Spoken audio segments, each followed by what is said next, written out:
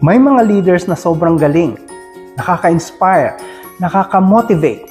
Pero iba ang level ng leader na hindi lang nagpapakita ng confidence, kundi tinuturuan ka ring maniwala sa sarili mo.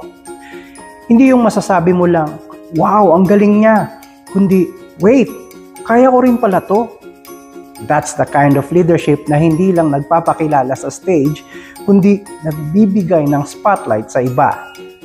Kaya kung ikaw ito, whether parent ka, teacher, mentor, boss, o kahit kaibigan, be that person. Yung taong maglalakas loob magsabi, may galing ka, may ibubuga ka, at naniniwala ako sa iyo. Kasi minsan, all someone needs is for someone else to believe in them until they learn to believe in themselves.